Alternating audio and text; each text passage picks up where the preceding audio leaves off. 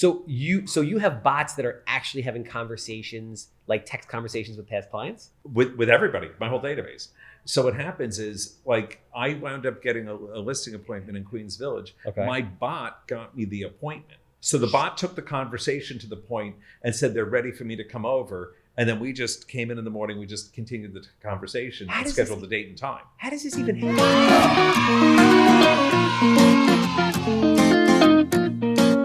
Yeah, kid, welcome everybody back to another episode of the Handsome Homebuyer Podcast. My name is Charles, aka the Handsome Homebuyer. Used to be Captain Permit, but not, aka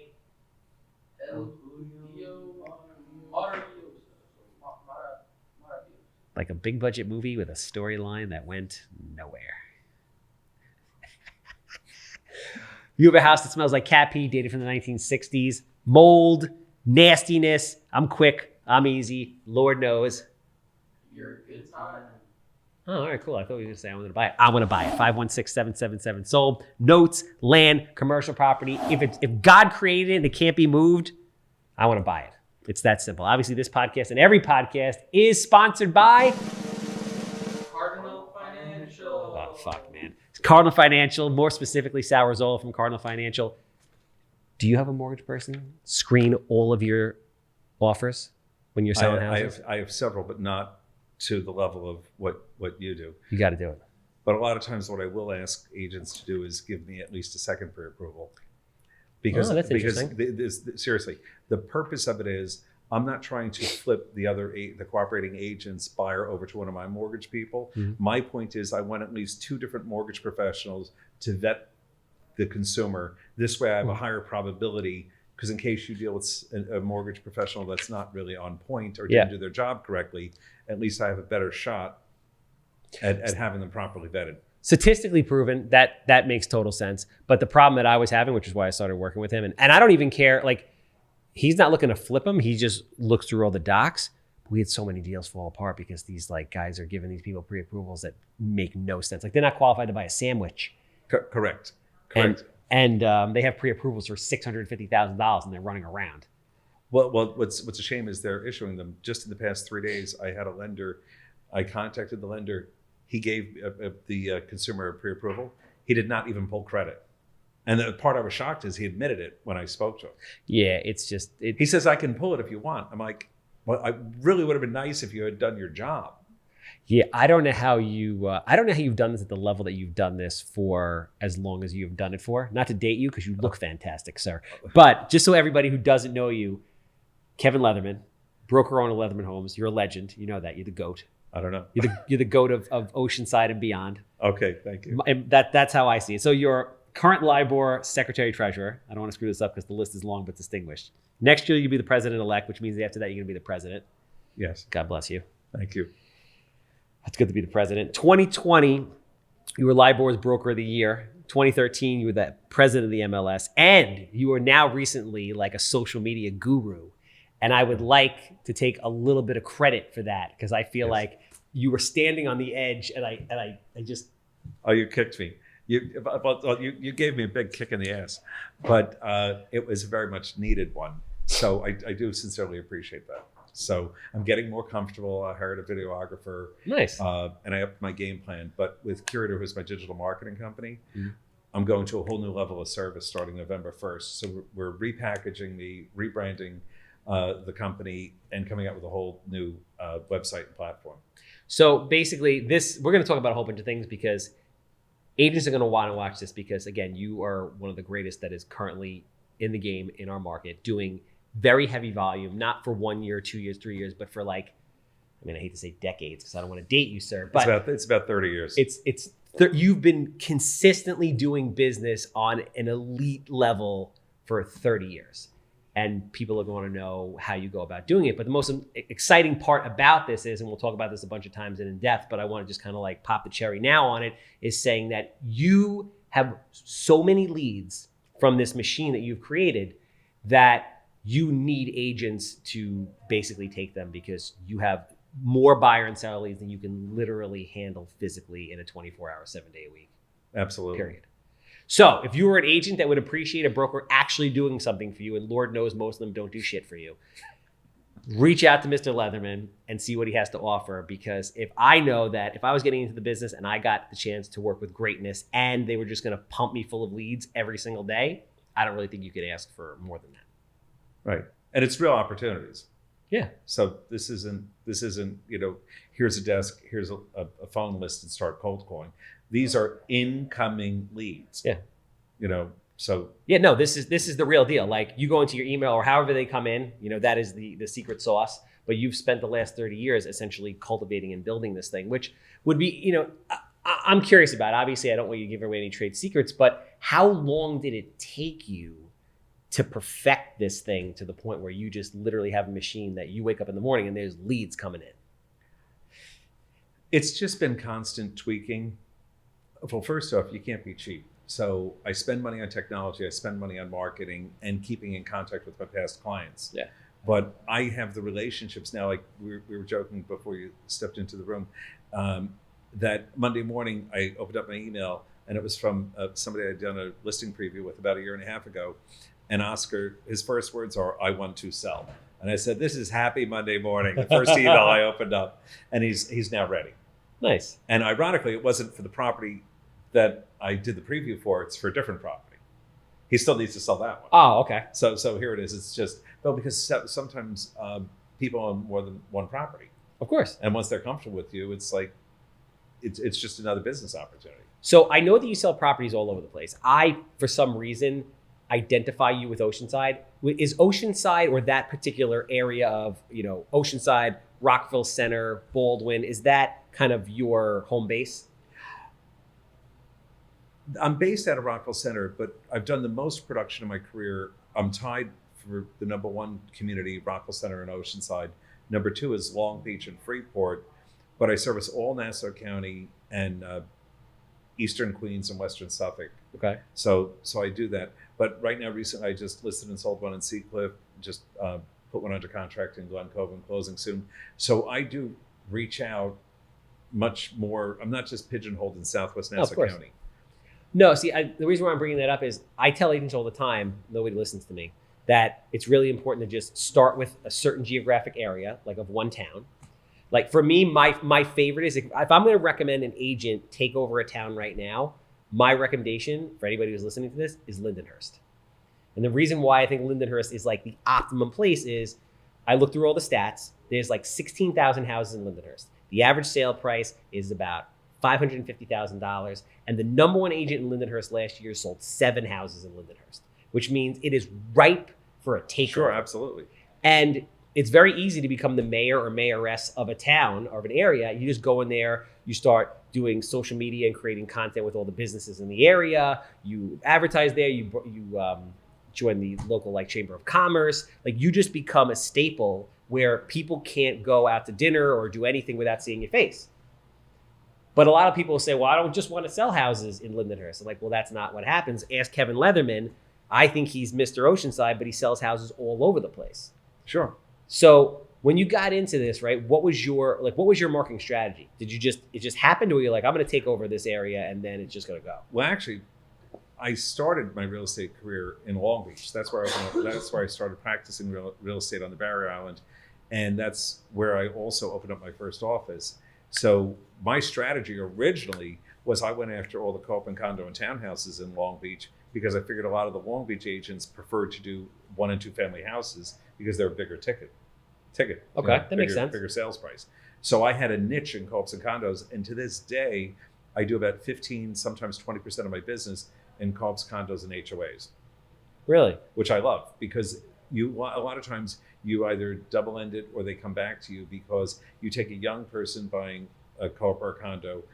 Once they move into it, if they get married, then they sell it and then they buy a house. Or once they become empty nesters, they sell them. So sell the house and buy the co-op or condo. So it's wonderful. And there's like a bus line that goes from Rockville Center through Oceanside to Long Beach. Yeah. And they either go down to the beach or when they want the school district, they come into Oceanside or Rockville Center. So it's kind of, they just work the circuit.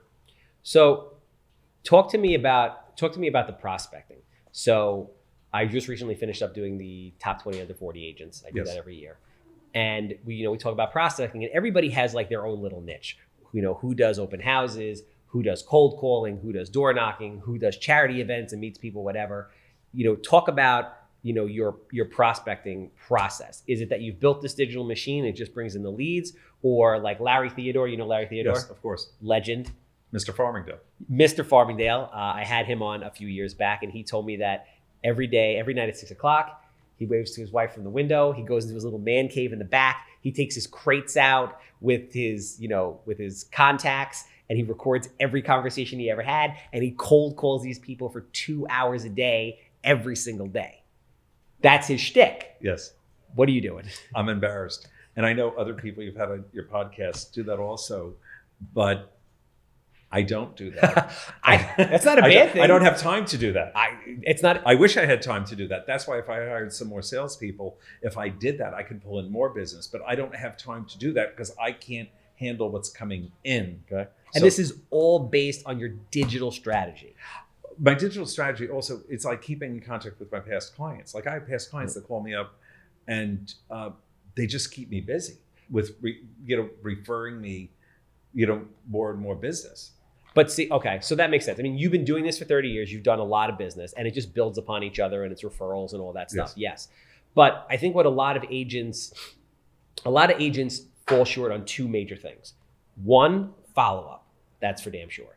Two is keeping in contact with past clients to have that constant touch, right? And when you have the volume of people that you've had, it's almost physically impossible to do that on a one-to-one basis. Correct. You would have to do it in a digital way. Well, yes, I have to, but I also have a bot. So I have I have two bots technically. Okay. I have Alex and then I have Ashley.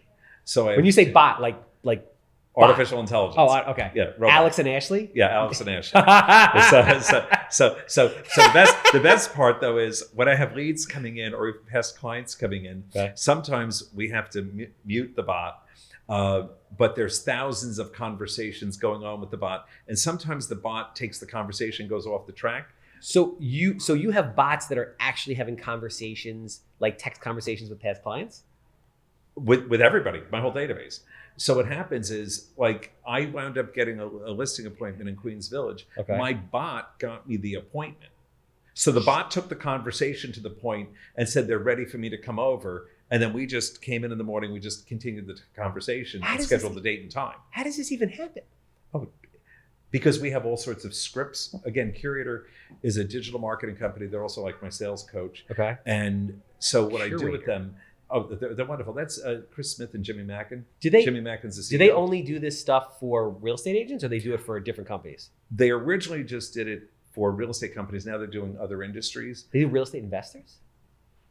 They would probably, yes, they'd probably work with you also. No shit. But it's worth a conversation because they have approximately 550 customers, but they're all top producing agents, teams, or brokerages. And if you put their production together, Curator would be one of the top 20 real estate brokerages in the United States. And what's fascinating is I'm a boutique shop and I'm one of their customers, but yet they have agents from Compass, Douglas Elliman, Keller Williams, Coldwell Banker, Century 21. So to me, I find it fascinating that some of the big brand name companies, their agents are also using their services. So why? Because they're bringing value. This is crazy shit. Yeah, the bot thing is, I mean, obviously I've heard of bots, but for you to be running around being you, right? Doing the CMAs, having the conversations, do the one-on-one. In the meantime, you've basically done what everybody wants to do, which is duplicate yourself. Yes. And via bot. But there's a little secret here. With the bots, they go 24/7, 365. Originally, I only had them going 8 a.m. to 8 p.m. Okay. I was on the phone with the help desk one day, and the lady and I got into this conversation. And then she said, well, why don't you just go 24/7? She says, because if some lady texts me at 1 a.m., so if she's texting me at 1 a.m., well, we're going to text her back. So I said, why do I have to wait till 8 a.m. in the morning to text her back? How did you learn about all this? Because not for nothing, and listen, don't take offense to this, right? But like, and I'm in this boat with you. We're not 25. We didn't grow up in this tech world. Oh, I did. You were like a tech wizard and you're, how old? I'm 60. Fuck. Yeah. You look great. Yeah, I feel great. So I'm ready. Still ready. I'm still plugging away. So that's what I'm saying. So it's interesting for some, like, My foreman is 41 years old. Love him, amazing, very talented construction person. He's like, we have a new CRM that we're using. He goes, I can't use technology. I personally use all my technology. Yeah, that's what I'm saying. It's rare for somebody of your age, of your generation, and forgive me, to really be that into it. So for you to be so cutting edge, because I know hundreds of realtors, if not thousands of realtors, Right. You know this. No one's doing this shit. No, I understand that. Well, I probably get that from my father. My father's he's still alive, but he's retired now. He was a consultant thermal engineer. So I have that part of the mind. He's also has a captain's license and he teaches navigation. So I thank God I took half his DNA. So And then the other half is salesmanship. yeah, that's It's a pretty awesome. It's a pretty yeah. lethal I took combination. the best of both for my parents. There you go. So that's the way to do it. Wow, no, that's amazing. So keep talking about these But bots. The bots are wonderful because they go 24/7, 365, and they keep the conversation going. But when the bot goes off the track and says something either inappropriate, all I do is I love this bot. It's like who I am. I text back, and you know what I say? I say Alex misunderstood or Ashley misunderstood, and then I just correct the conversation. I keep it going, but I don't How tell are you the consumer alerted? they're working with a bot. I Like- just Yeah. act like he's our coworker So or she's our coworker. Wow. Well, why do I have to explain it? Why don't I just keep the conversation going? no, that's not what I'm saying. We're I'm in just sales. no, the whole thing is awesome. Well, so here's the thing: are you in tune to? Because these guys, the bots have to be having conversations all day, every day. There right now, the primary bot, Alex, has thousands of conversations that they're not all happening today, but when the consumer comes back to our website, because my CRM is connected to the website, which is connected to our searches. So I don't use the MLS Stratus program to run searches or collaborate. I use my own in-house technology. So that's why my digital marketing is tied into my website, which is tied into my searches, which is tied into sending you like Zestimates, you know? Yeah. So I then can send you, we call it something different, but we basically send you an automated valuation model for what your house is. And sometimes then people respond and say, oh, I think it's higher, I think it's lower. So Yeah. then we take the conversation. I said, well, I can give you an accurate value if you invite me over. And that's the hook. Well, that's the hook. Well, here's a hint. You take every single one of your past clients with every one of the properties that they own, and you send them out an estimate for what their house is worth. The trick is, like, in other words, so if I take somebody I just sold a condo to in Long Beach, let's say I have a 30-year-old guy, I sell him a condo in Long Beach. I know he's not selling right away. So maybe somebody like him, I would put on a quarterly campaign that 4 times a year I would send him the value of his property. Got it. Okay, so is another way to keep in contact. Meanwhile, if I know somebody might be retiring in 2 years, maybe I'll send them monthly. If I know you're going to be making a decision sooner, maybe I'll send you weekly.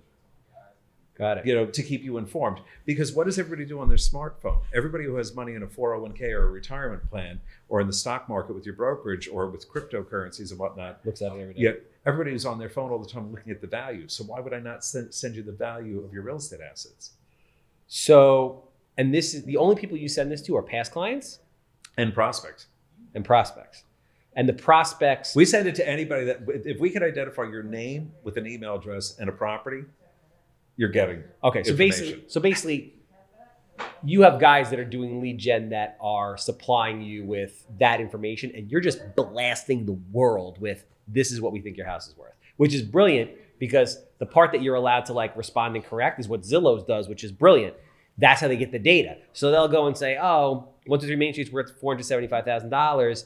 You know, identify and change if it's wrong. It's 3 bedrooms, 1 bath, 1,200 square feet, but it's really 5 bedrooms, 2 baths. Correct. We use public tax records. We look up former listings on the property. So we try to get the information as accurate as possible so that this way their value report makes the most sense. How many And sometimes people correct us. Sometimes they just shoot us back, which is great. Then we're like, okay, how are you doing? And you start a relationship, you start a conversation. But you're not the one that's like, you're not making the initial engagement and you're not updating it. You have a legitimate machine. You are actually running a real business, sir. It is a real business. Yeah, but most people in business, including myself in certain times, and real estate agents, are not running a business. They have a job. Oh, no. You this are running is a business. This is a serious business. Yeah, no. You are like, you're awesome. You're even more awesome than I thought you were. And before I thought you were awesome. We have organized chaos. So we have organized chaos. That's real organized. But that's why we need salespeople with sales skills and the desire to make money. You should have a massive brokerage. The fact that you don't is tragic. Well, I've really focused. At this point in my life, I'm looking to have individuals that I can take. Like I interviewed somebody yesterday. She works for a big brand name company. And I said, what is your goal? And she said, I'd like to have my own team in 5 years. I said, that's great. So I want to work with individuals that this is not a hobby. I don't need a hobbyist that wants to do 2 or 3 deals a year. I need somebody who wants to do this for a living, earn some nice money, and do some business and get themselves put on the map. So I got to tell you, this is like, you are the greatest opportunity for any real estate agent. Well, Charles, you know what we need? I think what we need is, if anybody's listening and if they have ideas for team structure, because that's one of the sore points in the business right now, is the team structure. There are certain business models, it's all about the team leader, and there's no proper recognition for some of the team members. And then there's other teams where they give every team member the ability to market every single listing the team has as their own, which I don't really think is the best way to do it, because then everybody knows this person who's been in real estate for a week is not doing this volume of business. So because it's not honest. So let's talk through it, because I know all the team structures, how it all works, how they all put it together. So what are you looking to do? I want to have a team structure where it makes sense, where we can take the team member and have them become productive for themselves. The goal was to really have them generate their own business, their own leads, learn from the flow that I provide them, and develop their own book of business. All right.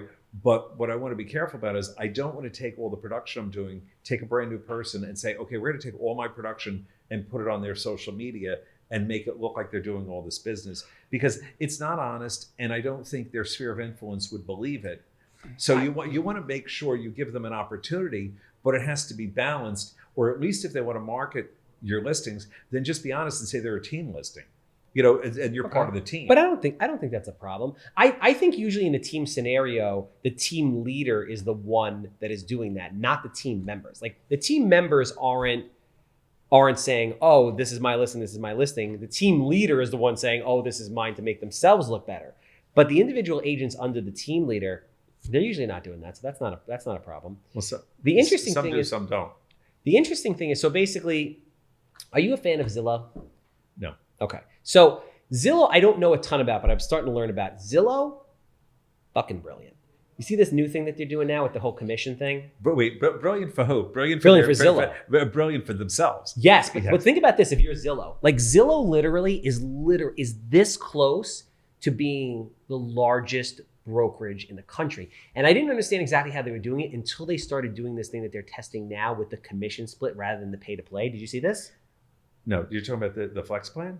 Or no, you're talking about something different. So Zillow, you know how typically you would pay for Zillow leads. Right. You would buy up a certain zip code and you would spend 2, 3, 4, 5, 10,000 a month. Oh, sure. You're talking, it's the flex plan where they charge you a 35% referral.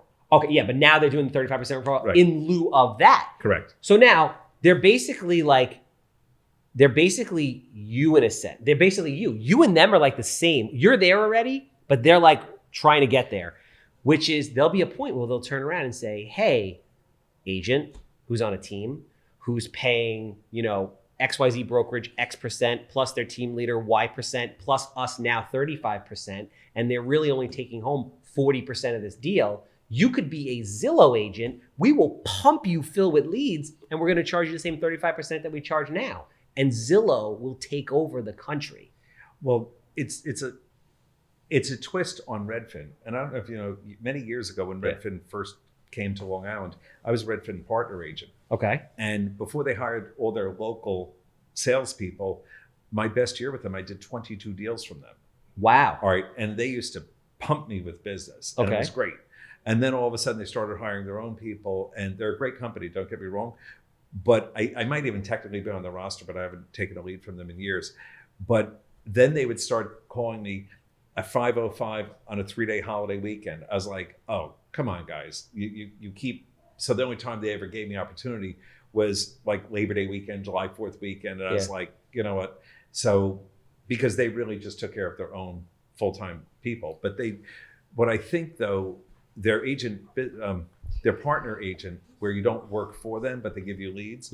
I think Zillow is going to become a brokerage. There's rumors that they're going to be buying some independent brokerages, but I do think they're going to have their own Zillow referral agents at some point. Well, that's the thing. So, but it'll be a transition, and it makes perfect sense.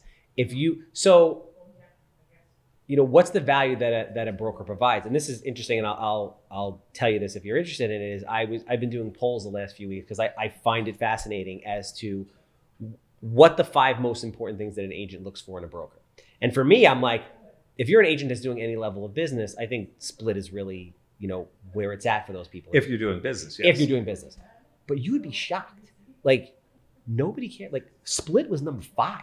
Nobody cared about Split. What was important to these people was, training, leads. They wanted, like, the atmosphere. They wanted to be around people that they liked as in a social setting. They wanted the ability to create content on social media was a big thing. Split was nowhere near where I thought it was going to be. Split's not number 1. You really, my advice to all agents is, and all team leaders is, they need to be in an environment that makes sense for them and a culture that works for them. Yes. All right. Because some companies, without mentioning names, some are very controlling over their corporate image, and you can't even print an open house flyer without corporate approving it. And other people, some agents need more independent freedom. Yeah. But I think whatever your business model is, you should also respect the company you're working with. Like, in other words, for branding purposes, don't hide their logos and don't hide their colors. And while we're on that subject, a free pointer for a lot of agents, be careful of what your legal title is. Whether you're a real estate salesperson or an associate real estate broker, you have to be very careful because the state does have testing going on and people are getting fined for using inappropriate names. And you have to have your brokerage on your materials and on your social media if you're going to be posting real estate. Would you prefer to be out of production? I'm not ready for that yet, but I'm at a point that I want to grow and develop other individuals. I also want to be able to travel. So I want to be able to not physically have to be here and have competent people that I can say, Charles, I have a past client that they want to put their house up for sale. I'm not in town or I'm not available. Could you go over and meet them? So I want to basically be able to delegate competent individuals, because if I have the trust and if I have the business and I know I'm the only broker they're calling, and we're getting the account, I need to make sure I'm sending somebody there that's going to do the right thing. So you're like 70, in my opinion, right? And what does that mean? Nothing really, but no, you're it. Thanks, man. You're like 70% there, right? Like, you have a tremendous amount of experience. You have the marketing machine, which is massive. So you're generating a ton of leads, and I'm sure you could turn that up and generate even more. And if you had the time, you can, you would have more time to just kind of, implement all kinds of things that you would come up with. So you have that. So the only thing you need is an office, and a cool office, established corporate culture, cool corporate culture, and give people the ability to create social media content and then have the training. And then you could be like the biggest thing ever. Because you have the lead gen machine, which nobody really has. Everyone's lead gen machine is this. I'm going to partner with a mortgage person. They're going to pay for the freaking Zillow leads, and the phone's going to ring with Zillow leads. And some agents are going to pick them up, and some agents aren't going to pick them up, right? And that's what it is. And most brokers aren't doing training. Most brokers aren't even doing the Zillow leads. Nobody provides a way for these people to create content. Right, but my concept is I want to put the agent, so to speak, in the kitchen. All right, so we want to put you in the kitchen. We need you there for the production. Yeah. So we have real buyers and sellers that need an agent, or to at least work with me and learn how to become productive. Yes, but it goes back to the question that I asked the agents about what are the top 5 things that you're looking for. You're giving them all those leads and everything, which is amazing. And even though that's really the most important thing for you and I, it's not for them. So if you want to bring them in, you have to hook them with other stuff that's like kind of sexy, that doesn't really mean shit, but it means something to them, which Right. is a cool office, corporate culture where they're around people that they want to hang out with. They like the broker. They go out, they party, they go on vacation, whatever it is. Because for a lot of people, it's like, even though you're doing business, there's like a certain social aspect of Sure. it. And since you're an agent, you're running your own business, you're kind of on an island somewhere. So they want that. And social media is a really big thing. So if there's a way that you can give these people the ability to do that, if you put all those things together, you will be huge. Like it will be, you are like 70% there. I'm moving there, and that's why I went more into video, and that's why I used to have an agreement called the broker assistant, and I've kind of rethought it, and I want it to be more of a team agreement.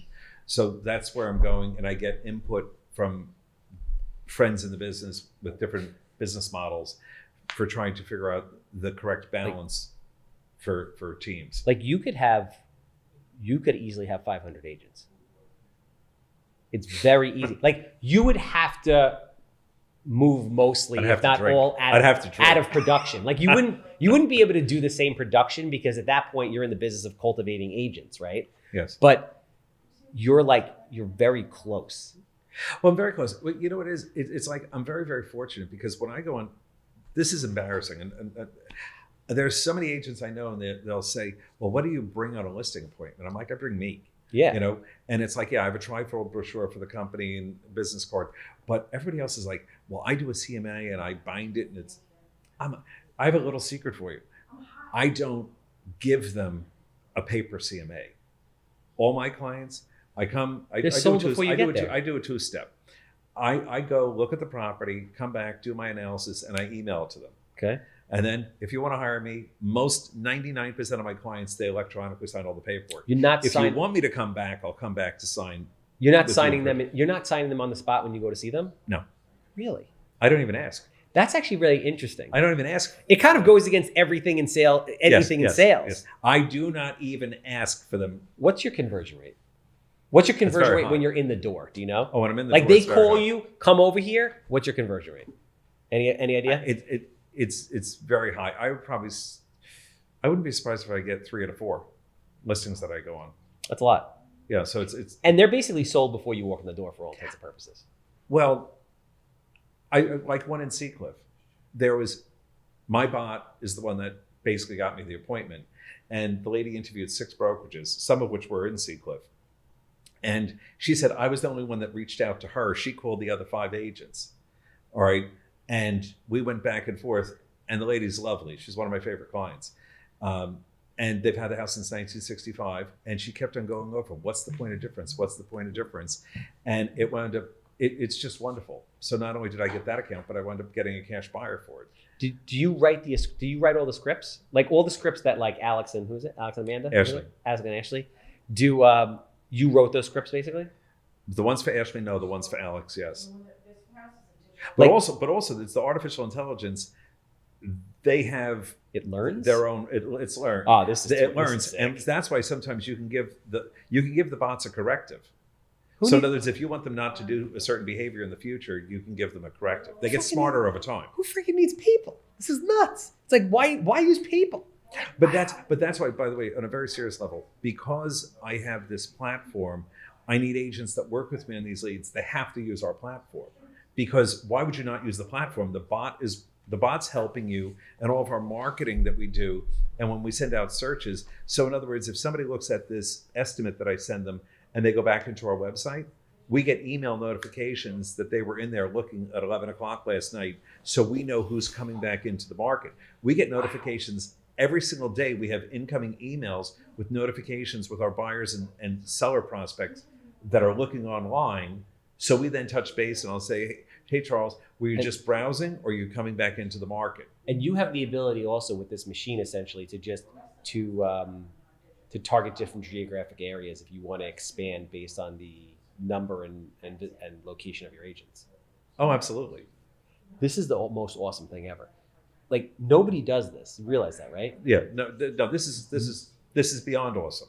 No, this is really awesome. Like this is like the way I'm set up, I'm not beholden to the portals. Yeah, like you have a machine that generates a shit ton of leads, and it does it in a way that doesn't make you a slave to what you do. Oh no, we're not a slave. But that's like when I did the two-step, a lot.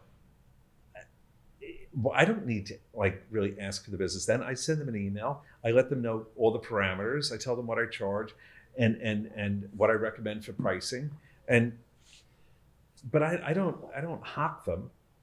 I want clients that want to work with me. I get it. And listen, people can be more aggressive in that moment if they want to. I don't think that every salesman has their own style, right? Right. You fake it until you make it, and then you find your own style as a salesperson. Some people are more aggressive than others, and whatever, it works, it doesn't work. The close is whatever. The fact that you get the phone to ring is like 90% of it. That's the easy part. Well, that's what I say to people. Like, people bitch about Zillow leads, and I'm like, Zillow's the greatest thing in the world. And like, what do you mean? I'm like, Zillow gets the phone to ring. Yes. What you do once the phone rings is up to you. Well, if it's even a phone. I mean, look, you can meet somebody at the supermarket. You can meet somebody at a pub having a beer. It's like a lead is a lead. So you really have to just take each of those opportunities and just follow up. It depends on your state of mind. You have to think positive. Is the glass half full or is it half empty? So you have to be positive as a professional salesperson. And you do this. My sister-in-law, Diana, she calls me a client whore because I'm the type of guy. So if I go out with, and let's pick on Scott or Gregory here, they're young guys. So if I was selling you your first property and we're there with a house inspector, and if I meet your father, and if I spend 2 hours with your father, and most of the time your father has the same last name. Do you go to home inspections? I will. I'm trying to delegate, but I do have to go. So the issue is, if I meet the father, I will then find out where he lives, and he goes on my mailing list. He's going in my database. If I spent 2 hours, Scott, with your father, why would I not put him in there when he tells me I just have one more kid to get rid of, and then I'm going to retire in 2 years and move to Florida? Why would I not put him in my database? And true fact, in Valley Stream, I just got a listing because I met the lady next door when I was selling a house 5 years ago, and the two side doors were next to each other, and she was always making sure the lights were on and or off or whatever she was doing. So she chatted me up. Do you know what she told her son? What? She's an older lady. She told her son, Brian, this is the broker you're hiring to sell my house. She already moved into a house next to him, but she told him, this is who you must hire to sell my house. Let me ask you this question though. How easy is it for you to give up control of anything? Oh, I'm getting better. I'm just curious. No, I'm getting better. As long as I know I'm dealing with, number one, I need honesty and integrity. Yes. So honesty and integrity, and as long as somebody has the sense, I used to have one assistant that worked for me that was very gifted, that if they weren't sure, they would circle back and say, okay, we've hit this issue. Which way should we handle it? And they had a very good sense of that. But you can't have trust with buyers or sellers if you give them misinformation. So you have to make sure that you're giving accurate information to have your credibility. I got to tell you something. Greatest podcast of the year. This was epic. We have to wrap this up because these guys have to go home. But let me tell you something. You are the man. No, you're the man. I'm not flipping out. How many houses are you flipping a year? Anywhere from 70 to 110. That's a lot. Last year we had 78. It's absolute insanity. So wait, we're doing similar numbers. Because I do over 80 units a year. I would rather do what you're doing. It's going up higher. And listen, there's agents around, I flip 40. I sell 40, 50. No, they don't. Like, there's not a lot of agents that are doing those kind of numbers. So let me stop here for a second. The one last question I have for you is this. Why did you get into like I'll say political for lack of a better word, like the political side of real estate? You're so busy doing other shit. Like, I'm surprised you even get involved. That was kind of an accident. I really enjoyed being on the MLS board and as president for the Multiple Listing Service. That was great. It's the business side of it. The association, the Long Island Board of Realtors, I had a dear friend who asked me to fill a vacancy on the board of directors, and then we had like 55 people on the board. So I only agreed to go into the room to be with 55 people. I was in the room about 5.5 months, and then unfortunately they terminated the treasurer. And then because I have a bachelor's of banking and finance, sucked you in. They sucked me in and said Leatherman. And then they asked me to do that, and then they kept shrinking the size of the board and the executive committee. And the next thing I know, I was there, and they do really need good volunteers. So on a serious note, but it does help me because when I'm out in the field dealing with other agents, I run into agents that I know from being on different committees, or I just Yeah. know from networking. So it is positive. But if you're going to get involved with the association, don't do it from a recruiting standpoint. Do it from getting to know people, building your networking, and it just makes it easy, and learn more about your profession. So this was awesome. That was the coolest thing ever. I'm calling that company. I'm going to see if I can have bots running around sending people, does your house smell like cat piss? I smell it. You got to sell it. I want to buy it. Listen, if you're an agent who is not getting value out of their broker, and I guarantee you probably 99 out of 100 of you that are listening to this aren't getting value out of your broker, at least call this man and sit with him, because what I just heard over the last 30 to 45 minutes that we've been doing this is insane. Like, I commend you, sir. That was like what you've built is amazing. We're ready to blast off. So I'm ready. We need some good team members.